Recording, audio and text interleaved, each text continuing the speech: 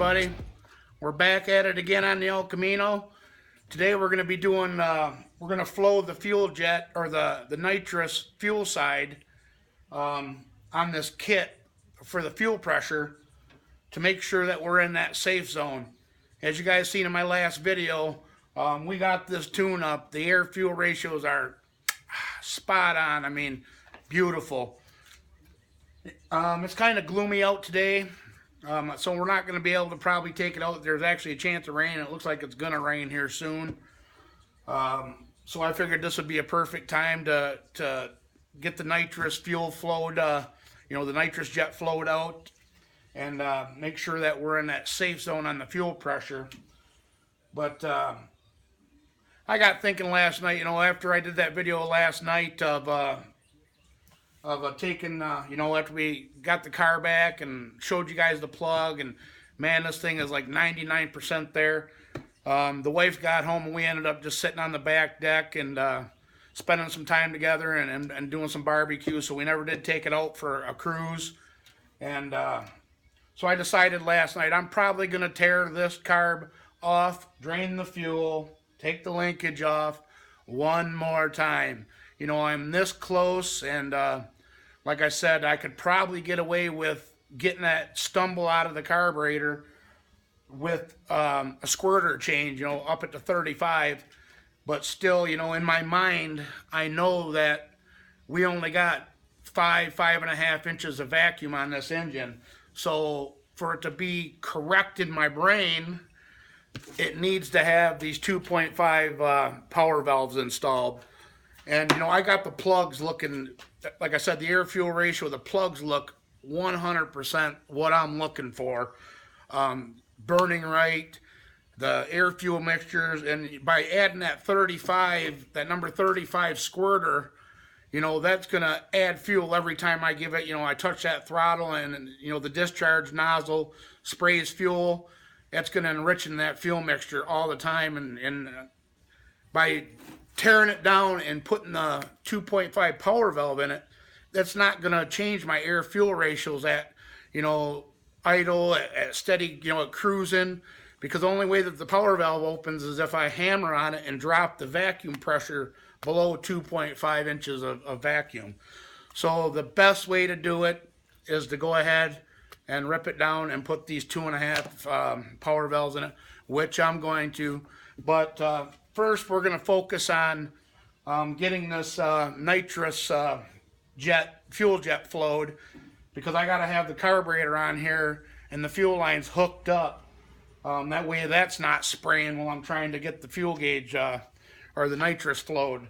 And I think I told you guys what to do though, that my buddy Dave, 1965 Elky on Instagram, let me borrow his Nitrous Express flow gauge here. So that's what this video is going to be about.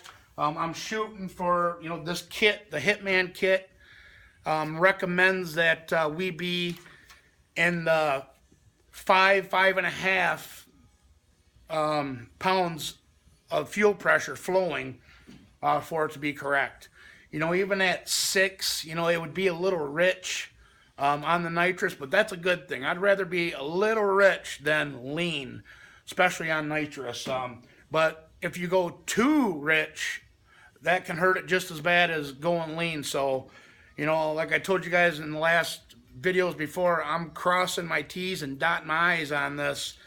I don't want to send the, I got a lot of money in this engine. Believe it or not, this small block Chevy, there's $12,000 sitting there. A lot of people think, wow, $12,000 in a small block Chevy, that's a lot of money, but it is a lot of money. And it's bulletproof on the, it's got forged everything, H-beam rods, the crank studded, the heads are studded. The heads alone were $3,800. A lot of money, and I just don't want to destroy it because I don't know what I'm doing. So I'm going by Nitrous Express's instruction sheet, what they recommend, and I'm going to get it as close to that as possible. So that's what this video is going to be about, is how to flow the nitrous fuel jet on your nitrous system. So I'm going to get everything set up, guys, and I'll bring you guys right back. Hang with us. It actually just started sprinkling on us, guys, a little bit.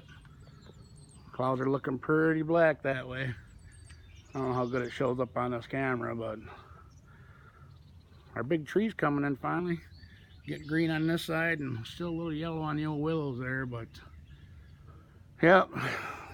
I just walked in the house to grab something and it started sprinkling, and I'm like, well, there goes that test drive for right now, but that'll give us time to get everything that we need to get done and get ready for action here. So I'm gonna get everything set up. I just wanted to show you guys. All right, guys, first thing we're gonna do is get our air cleaner off. That way I can get to everything and make sure no fuel is gonna be flowing into the carb. Hopefully you guys can hear and see okay. I'll bring you in closer once we get everything hooked up here.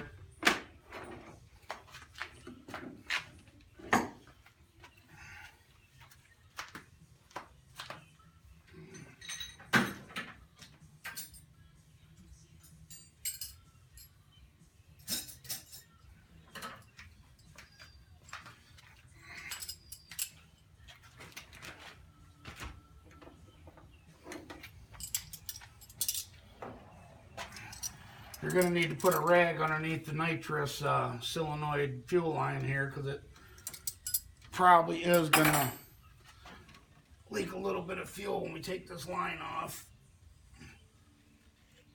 So we'll just catch it with this rag here. That way we can get the fuel line off.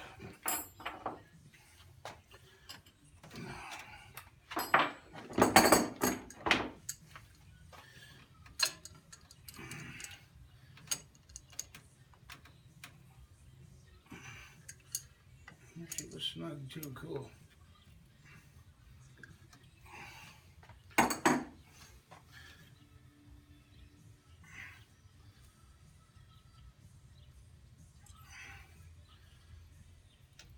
we're going to bring that up here, get it out of the way. We lost a little bit, but not bad. So now we're going to have to get in here and get this jet out of the plate.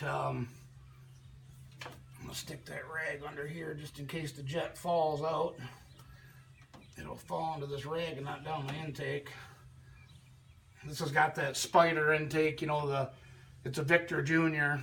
and it's got the openings where it can go underneath the carb. So I believe that is a 7/16.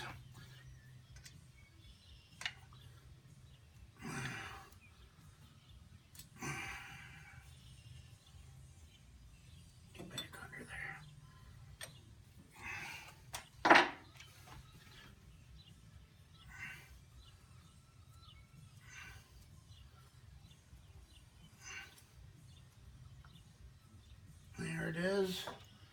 Pull our jet out of there.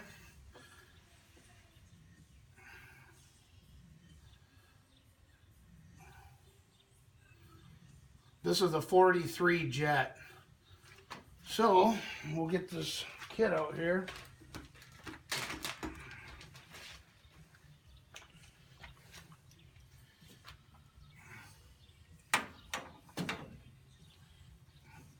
And the way this works, guys, is your obviously your 6AN line goes on here, your fuel line out of the regulator, and then you unscrew the hose here and slide your jet in. Your jet will go in there like so. And we screw it back on here. Ooh, I hear a little bit of thunder in the distance too.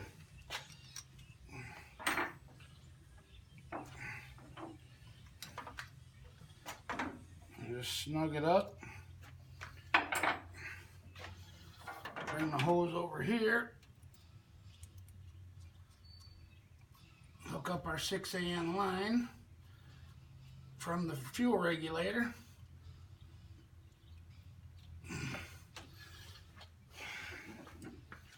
Which is a 5/8, and I'm too lazy to walk to my toolbox and get, so I'm using this crescent wrench, but I should invest in some AN lines, which I didn't. cheat and use my homemade overflow bottle until I got a billet one that's too big to fit in here.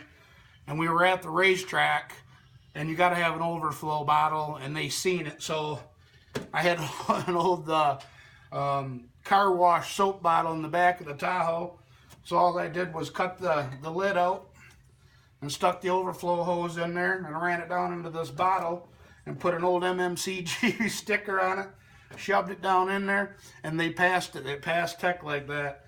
And like I said, I need to get that overflow bottle. We have, I got this old washer fluid bottle that I was going to try and make work, but it's all too big. So I'm going to have to run the line over to here, and they got some holes up on the inner fender well already drilled in, so I ain't got to drill any more holes, and I'm going to mount the overflow over here on this side. Obviously, we got a lot going on over here, and it's not going to work. So what we're going to do, we're going to shove that in there. I'm going to go turn my fuel pump switch on in the car, and then I'm just going to touch the battery cable. That way I can shut the pump on and off out here and see where we're at on pressure. And I'll bring you guys in on that. Alright guys, I decided to go ahead and use this, my VP racing can that I use to go get race fuel in. Just in case there's some shit in the bottom of here. I want to be able to dump my fuel back in the tank. So we ended up just doing, let me make sure that you're in focus here on everything. Yeah, it looks good. Alright, well, let's see where we're at here.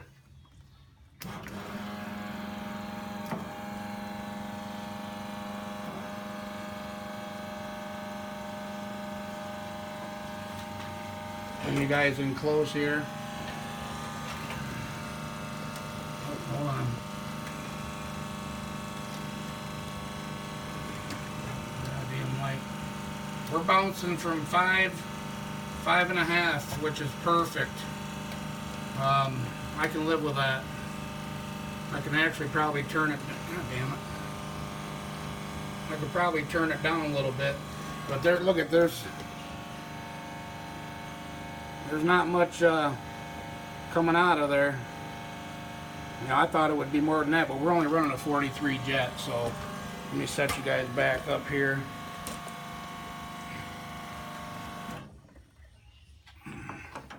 Put that in there for a second. Make sure this ain't gonna fall over and lose everything. Make sure you're back in frame here. Let me double count this. There's 3, 4, 5. Yeah, we're at a little over 5.5. God damn, that's perfect. I won't be afraid to I do believe, I think I'm at almost 7 pounds. I upped it when I was on that Holly. Hold on a second. Let me get you guys the other way here. All right, well, there you go, guys. And like I was saying before, I switched clips here and got you guys rearranged the way I can move around in here again. I had the cord going for the phone to be plugged in, but I got the fuel pressure set like I think 6.5, almost 7 pounds. Like I said, when I was on that Holly website, you know, that's what they recommended for the Ultra XP carb. You can run them. It says anywhere from 5 to 7 pounds max is where their happy spot is. And obviously, if you can get a little bit more fuel pressure, the better, especially on a performance engine. You know, it's that way it doesn't suck the bowls dry. We do have the Holly black pump on it, so that's the best Holly pump on, you know, for their, obviously they got their HP pumps that are like, I think it's 160 per hour, 160 gallons per hour.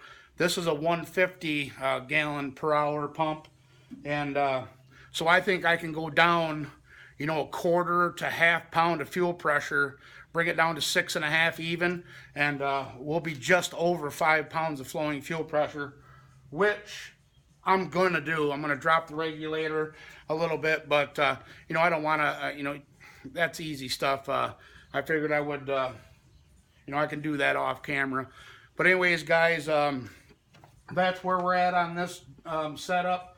Now I know in my brain the fuel pressure's right for the nitrous.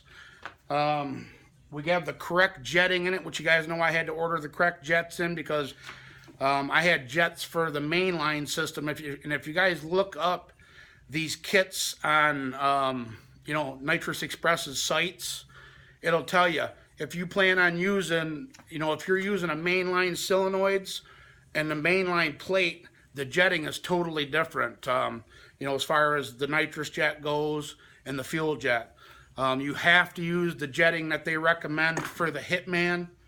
And like I told you before, the Hitman, you can always tell the difference between the Hitman and the mainline. The mainline's got like the silver solenoid with red and blue NX stickers on them, and the Hitmans are black with the white NX stickers on them. So I'm going to go ahead and shut you guys off for a minute. I'm going to drop this fuel pressure a half a pound inside in the car for the carb side, and then I'll bring you guys back and we'll flow this one last time, and we should be good to go. Hang with us. All right, guys, I got the regulator turned down a little bit. All I did was loosen my 9/16 nut up a little bit and back out, you know, righty tighty, lefty loosey. Obviously, loose is going to lessen the fuel pressure. I did it about a turn, so make sure we're in the, yep, we're in the bucket there.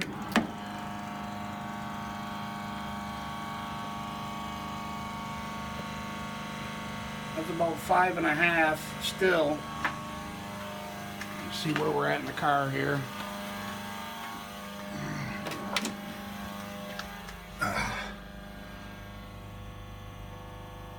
About 6.5, just under 6.5. So I could actually probably go a hair more. I mean, but that's right at 5.5, bouncing around there. Shut this down. You know, they call anywhere from, you know, they want 5 pounds of flowing pressure. Like I said before, a little bit more fuel is going to enrich in the mixture a little bit. A half a pound on that is not going to make a big difference. I don't want to drop below 6 pounds on the carb side, so I'm happy with that the way it is. We're good to go, and I'm going to leave it like that. And obviously, after we make our first nitrous hit, I'm just going to do, you know, maybe 150 foot, maybe a 330 at the most, shut it down, pull over, check the plugs, make sure it's happy. I'm not going to go full rip on it, no, you know, 660 or 1320 with it. I want to make sure that it's going to be safe on the tune-up, so we're just going to do a little minor hit on the nitrous and make sure, but I believe we're good to go. I mean, 100%. The old girl's ready to rock and roll. Like I said, I am going to rip that carb back off and put them 2.5 power valves in there.